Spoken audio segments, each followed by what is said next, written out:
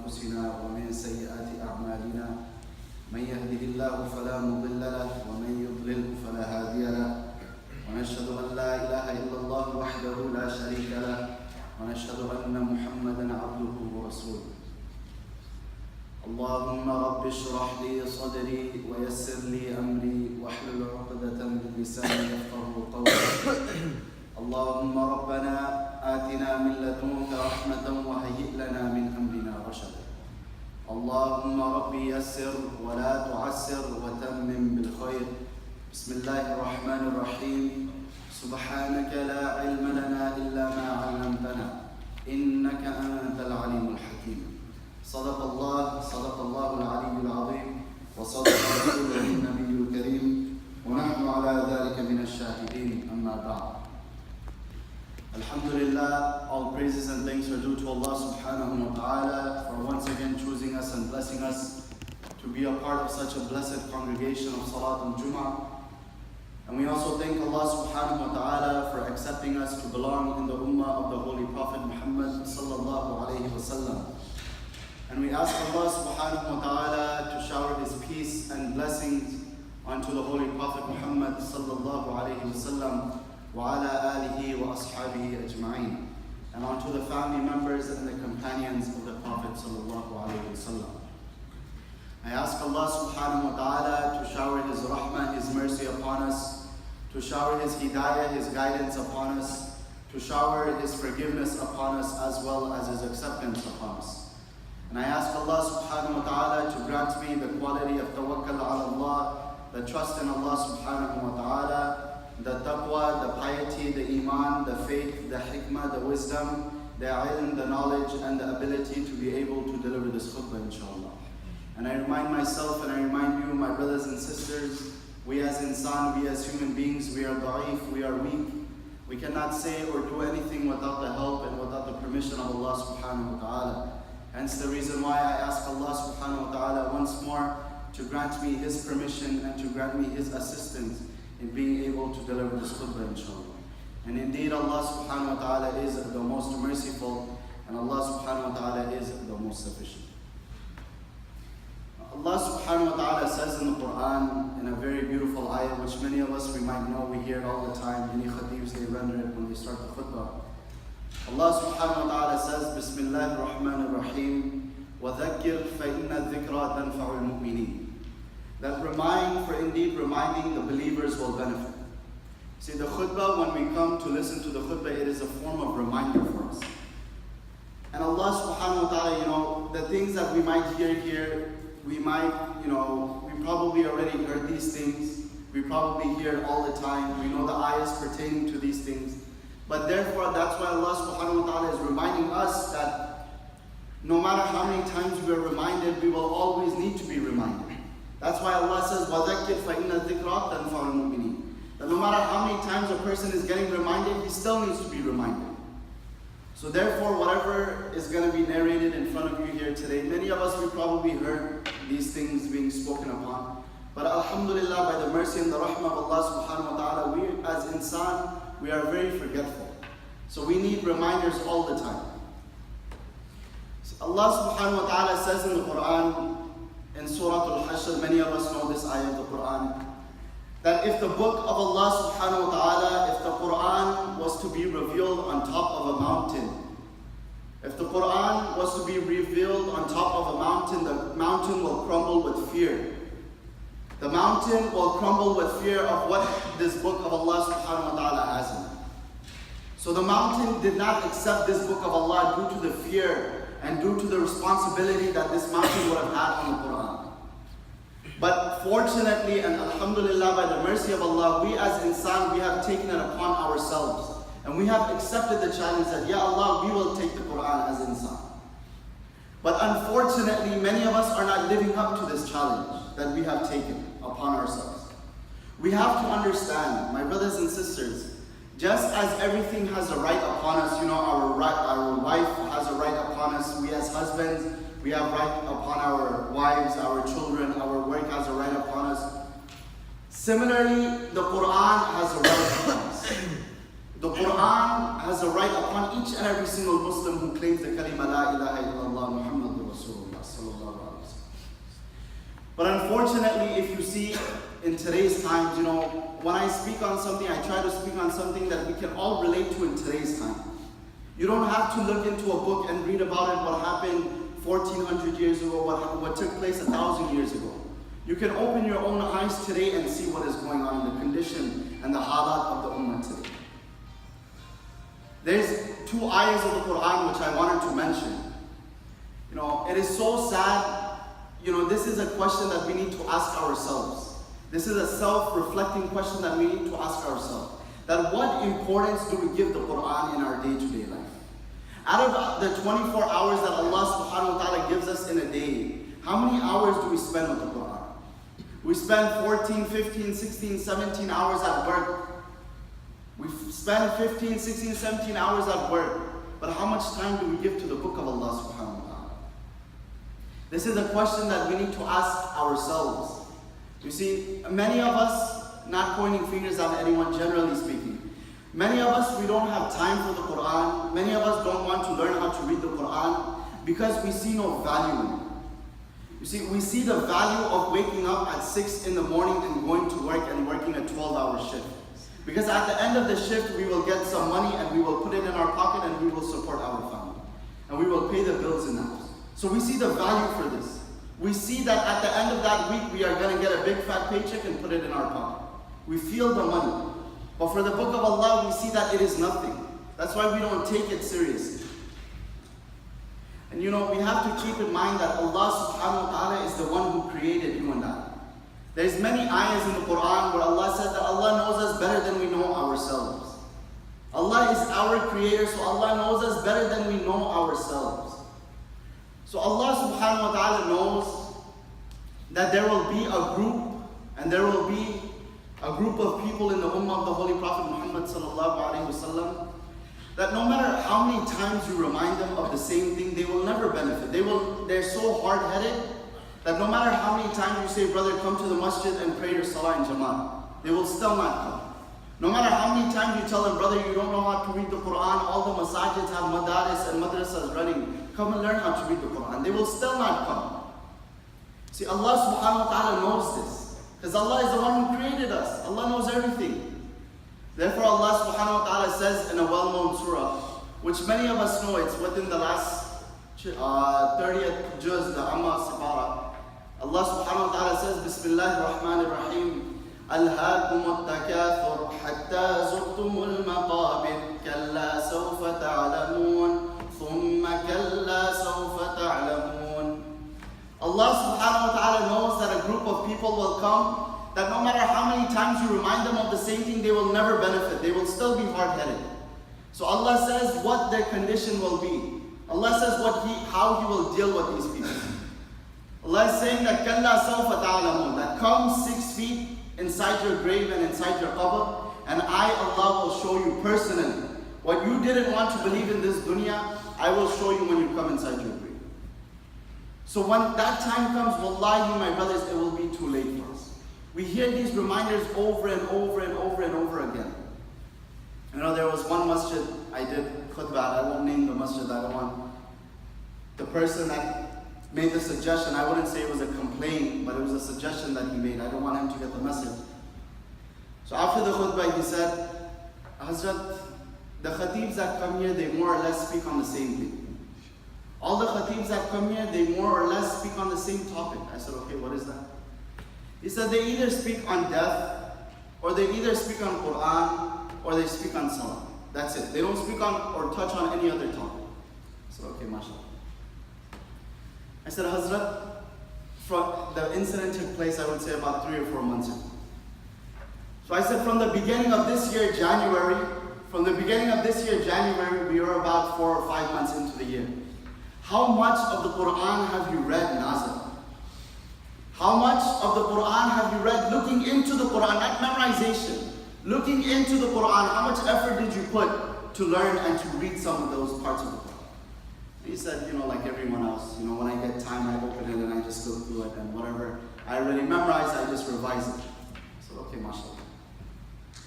I said, from the time you were born, he was about in his late 50s, I would say, or early 50s or late 40s.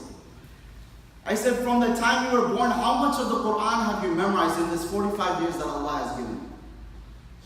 For the past 45 years, how much of the Quran have you memorized? He also said, like everyone else, the last 15, 20, 30 surahs of the Quran. I said, okay, mashallah. He said, you're complaining. I said, I don't want you to feel offended with the answer that I'm going to give.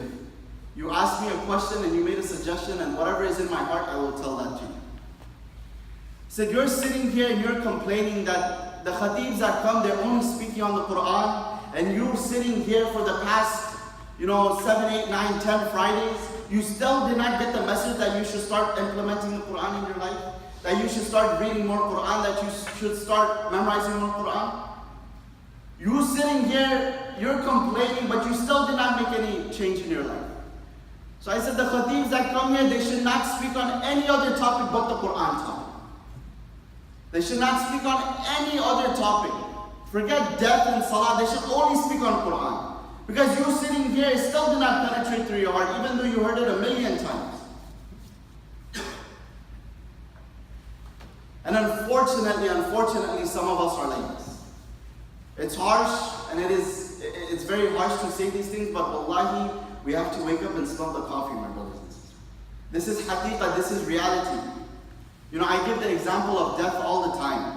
Wallahi, what hurts the most, wallahi, is that every single person sitting here right now, if I was to take a survey and ask everyone, that brother, do you think it is possible that Allah can take your life before you step out of the door?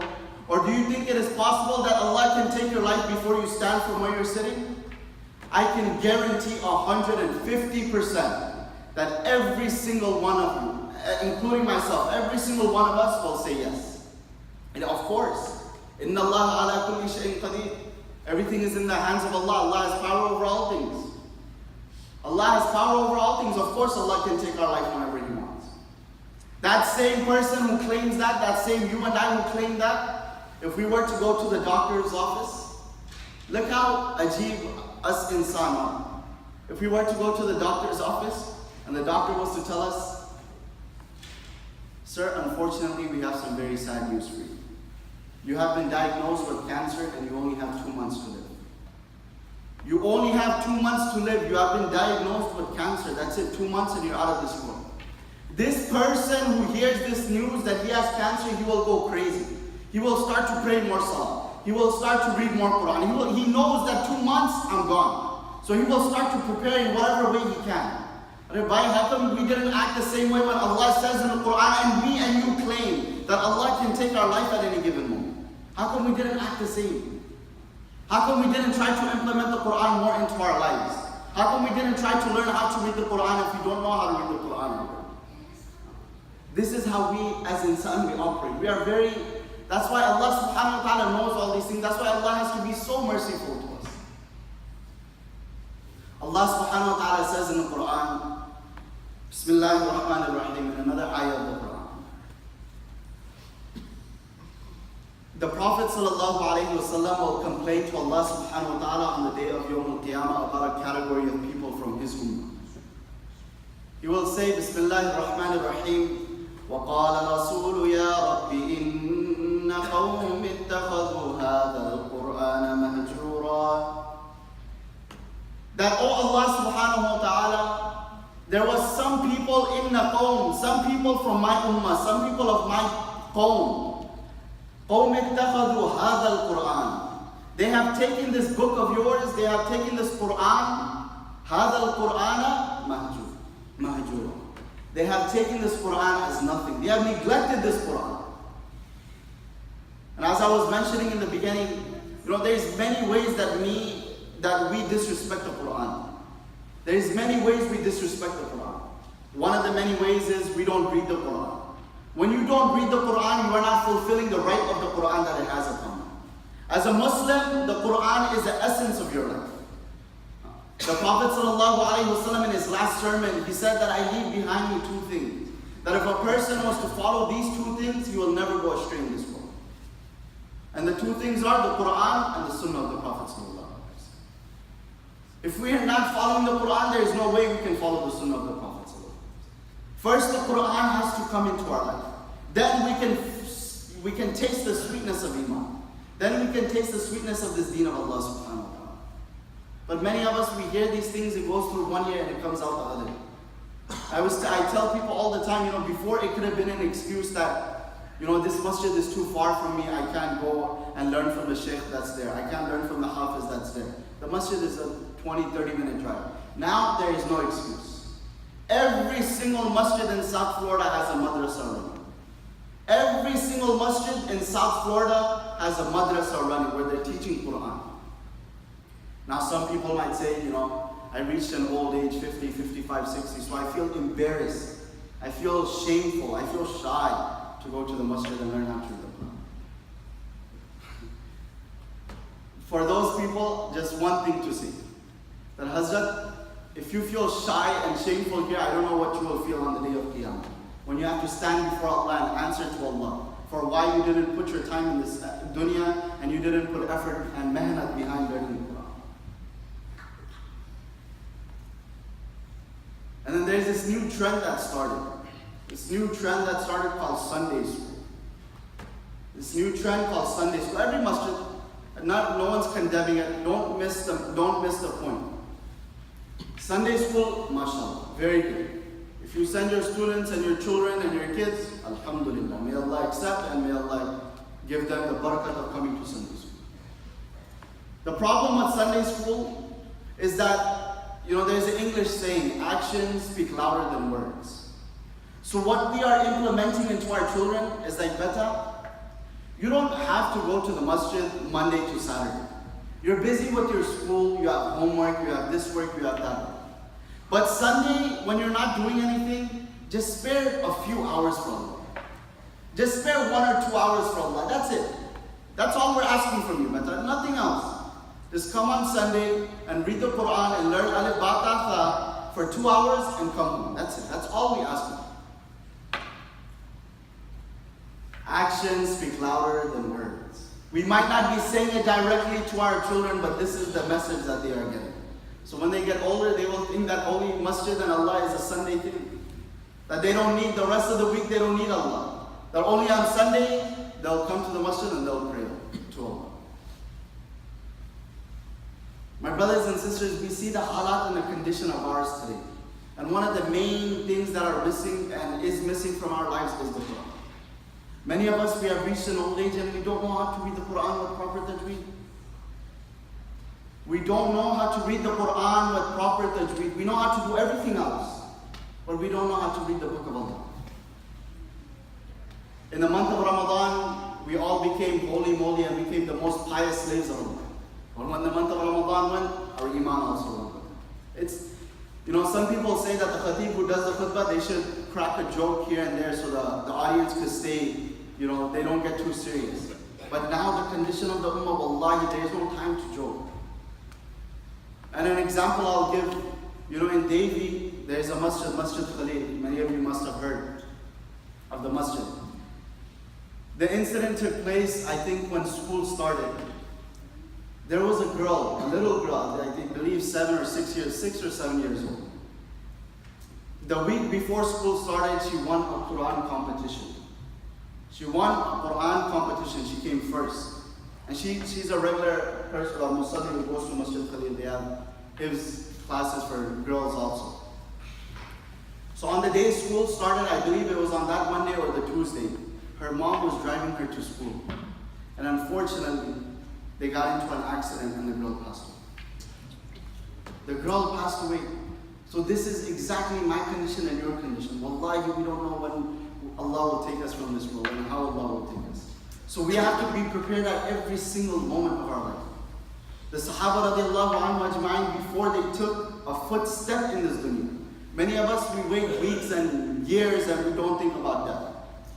The Sahaba that we claim to follow and the Prophet sallallahu alaihi wasallam that we claim to follow, every single footstep that they took in this world, before they took the next footstep, they had this fikr and concern in their mind that Allah can take me before I step up.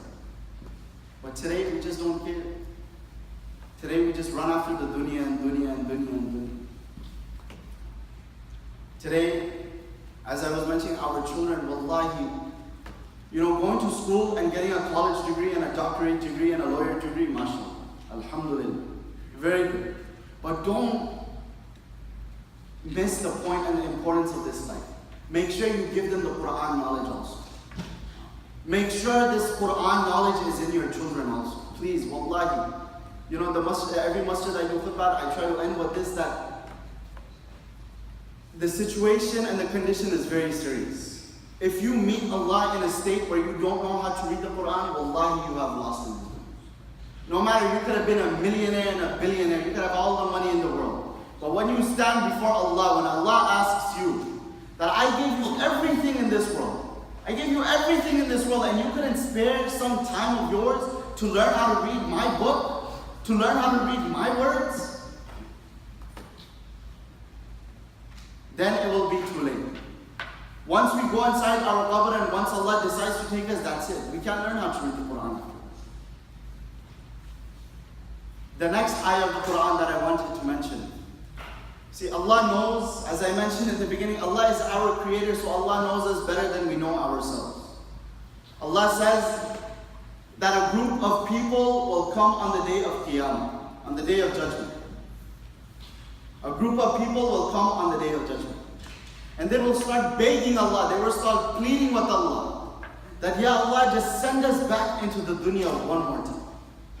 Just send us back into the dunya so we could pray one more salah, so we could learn how to read the Quran. Please, Ya Allah, just send us back. We will spend our whole life now in the obedience of Allah. Just give us another second in the dunya so we could praise you one more time. And what will the answer be? وَلَنْ يُؤَخِّرَ اللَّهُ نَفْسًا إِذَا جَاءَ أَجَلُهَا. That, O Banda, O Abd, O servant, I, Allah, was so merciful to you. I gave you 50, 60, 70, 80, 90 years of your life. Reminder upon reminder upon reminder came to you. And you didn't want to change your life?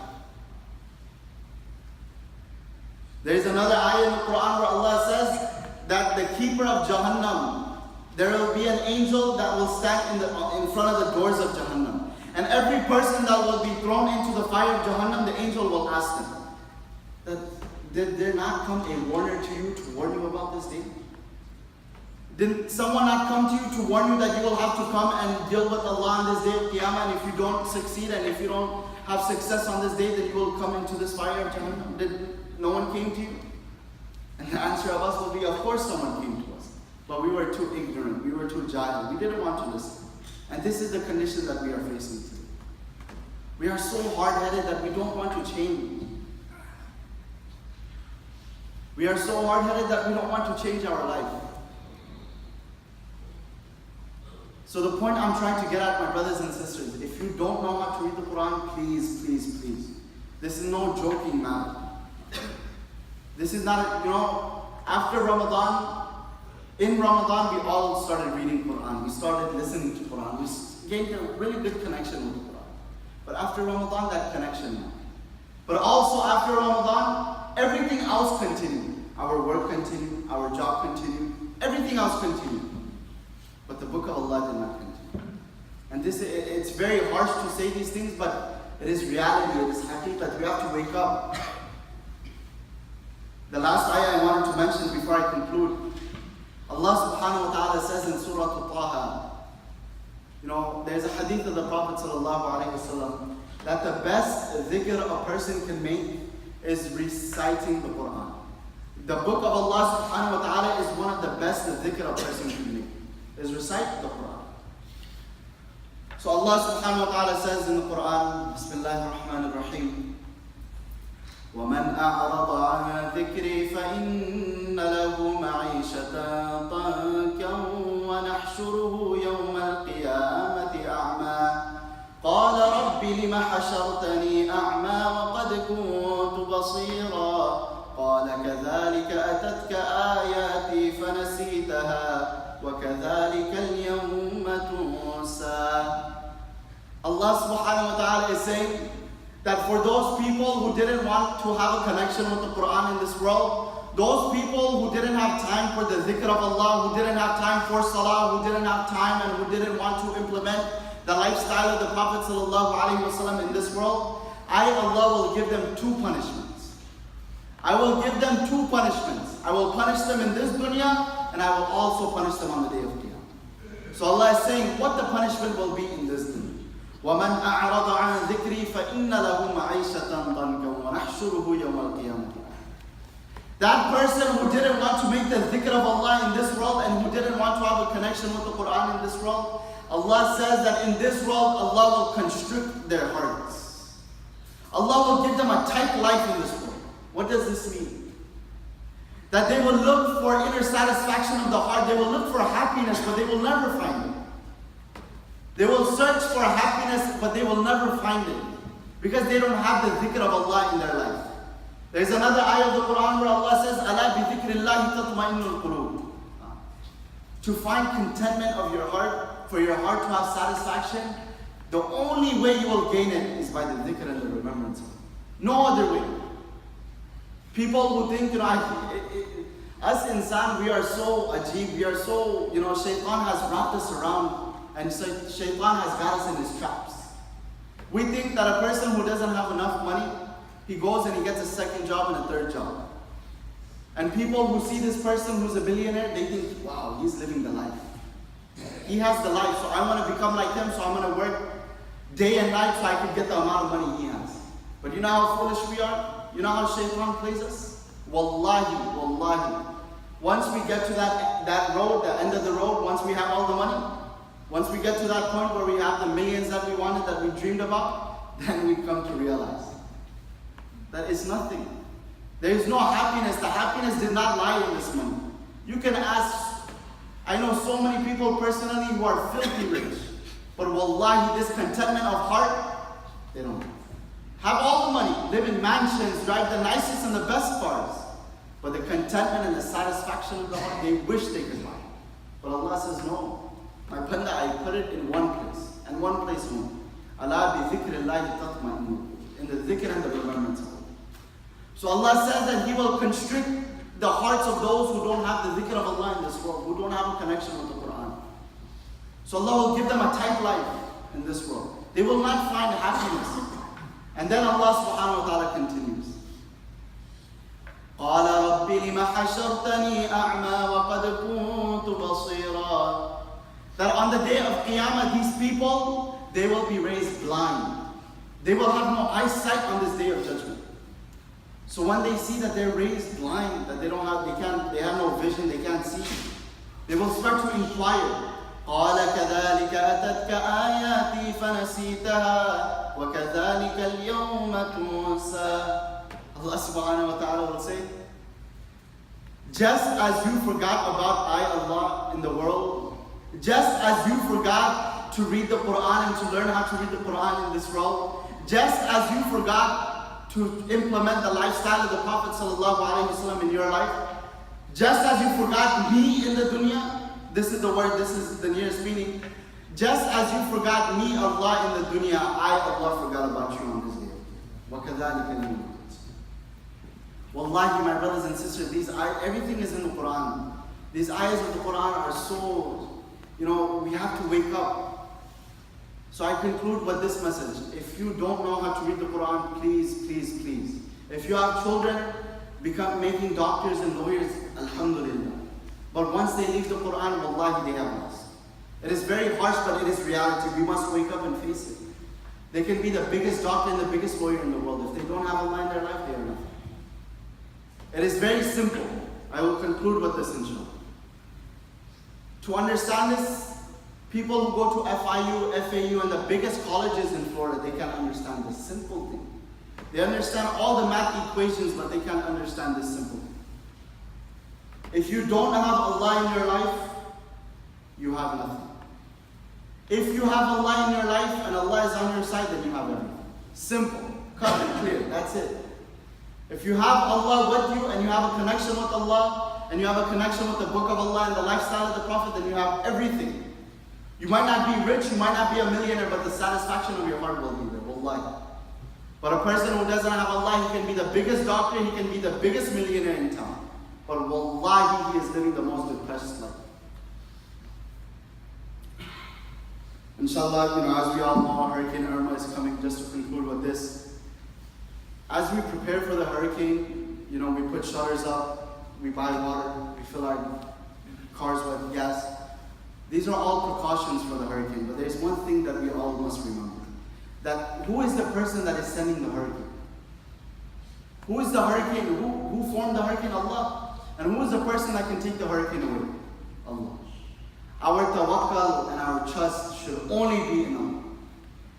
Our trust should only be in Allah. Don't miss the point. Don't say that the Khatib said that it is haram to prepare for the hurricane.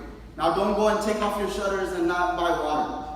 Taking precaution is a must. There is a hadith that you must tie your camel. You buy water, you buy gas, you buy this, generator, everything you prepare.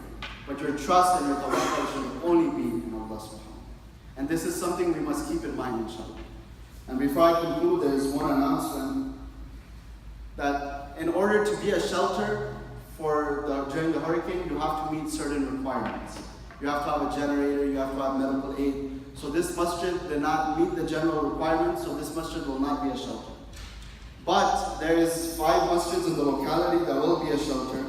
It is ICBR in Boca, Masjid Al-Muttaqeen in Pembroke Pines, Masjid IFSF in Sunrise, Masjid Al-Ansar in Miami, and Islamic Center of Miami in Kendall.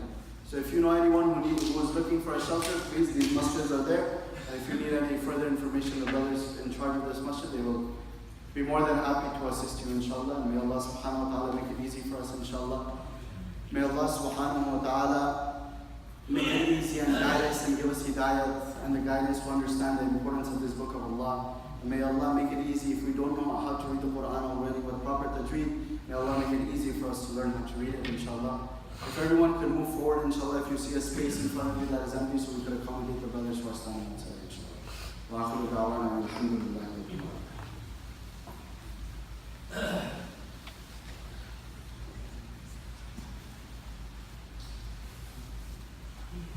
Allahu Akbar, Allah.